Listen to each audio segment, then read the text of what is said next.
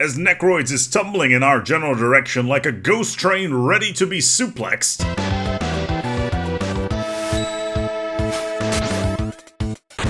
It is time to take a look at the new origin that will be coming out with this pack. This origin is fascinating. It's called the Necrophage, and in all honesty, looking at all the other origins that are available within the game as they were introduced back in Federations, this has to be probably one of the more interesting ones. So, let's get the lowdown here. Necrophage.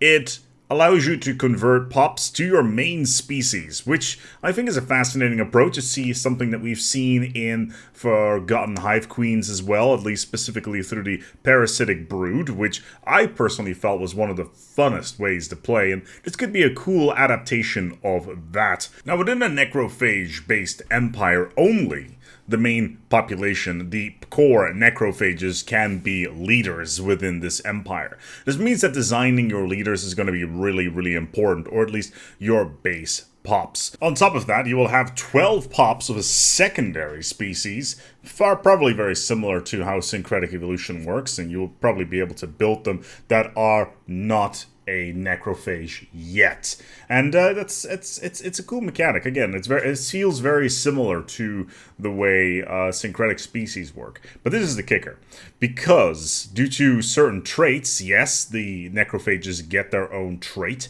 It also means that you need pops because your pop growth speed is really low.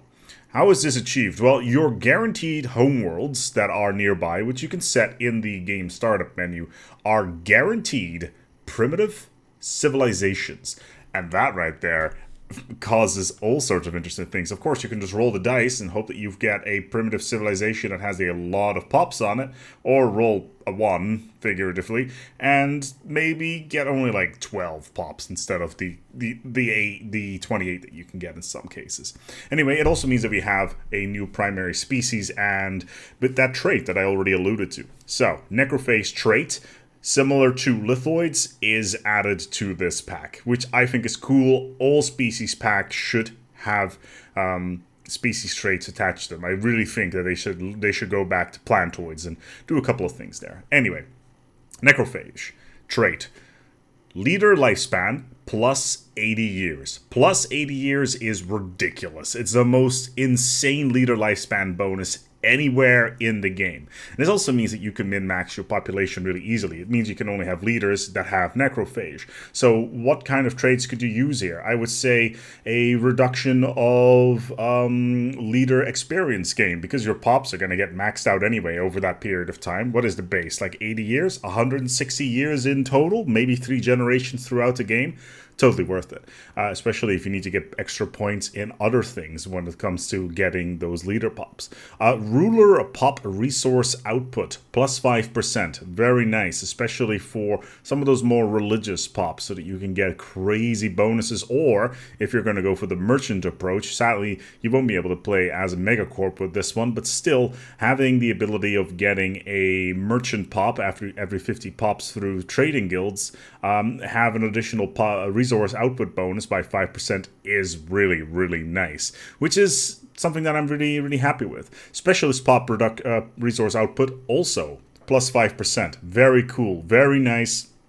Basically, it's a flat bonus to alloy production, tech production, consumer good production, all that good stuff. Now, here comes the kicker.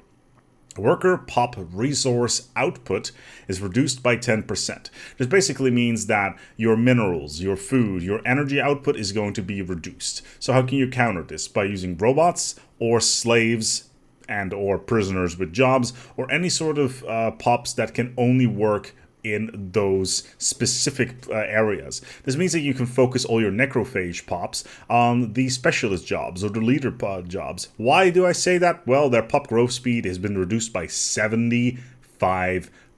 They are extremely slow growers, and that's something you need to keep in mind. You'll need to get a lot of pops from other empires in order to keep your economy up and basically keep things rolling, especially when that minus 10% pop worker pop resource output.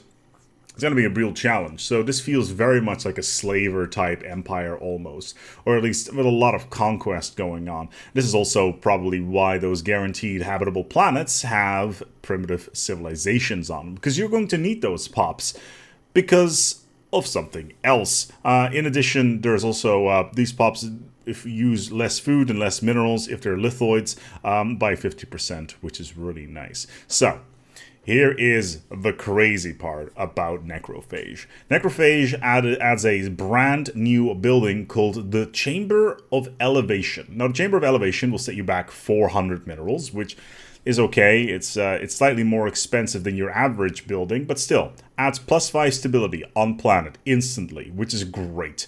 You can't mix and match this with, I believe, can you mix and match this with a memorialist? I'm not entirely sure. Let me have a quick look here.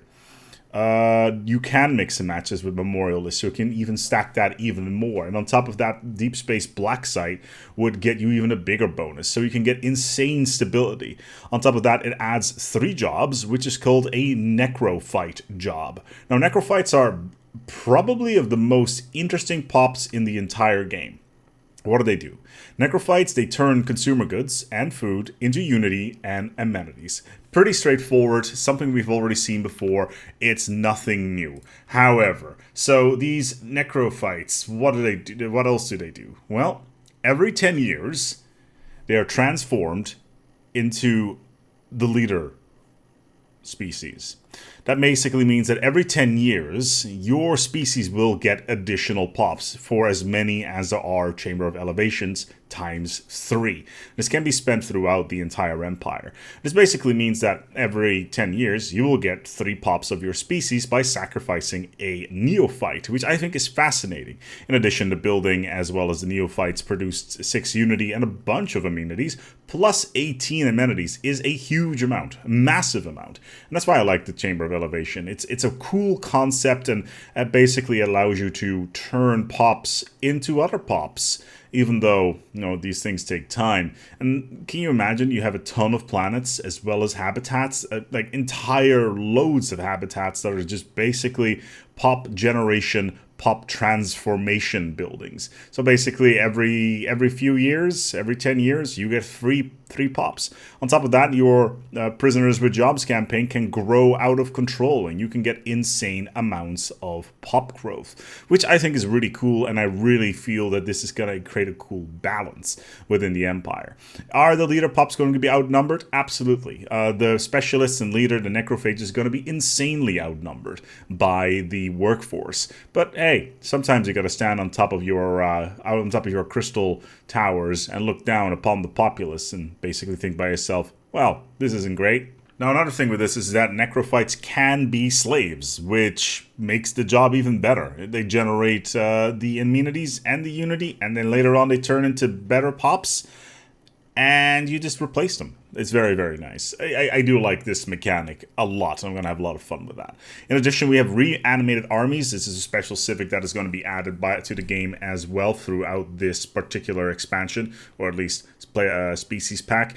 I'm not a big fan of it myself, but we'll go through them anyway, mainly because armies, the mechanic I don't feel is particularly great. Anyway, what does it do? It replaces the military academy with a place called the Dread Encampment, and allows you to recruitment of undead armies. Undead armies by itself are kind of interesting. They add additional, at least the Dread Encampment adds additional starting experience, very similar to what you would get from the military academy, and it gets you a necromancer job because subtlety is not really something that Paradox does. Anyway, it turns consumer goods into physics and society research, as well as a naval capacity. And that one right there is pretty darn interesting, although we'll have to take a look once the actual expansion comes out to see if it can counter the joys of fortresses, etc., because they also generate naval capacity for 2 upkeep in consumer goods. And army itself, well, it's not that great. When it comes to armies in general, I just pick whatever is the cheapest and throw them at the enemy, and that's pretty much it. But they do only cost energy instead of minerals, which I think is fascinating. The undead soldiers, normally your armies cost minerals, but in this particular case,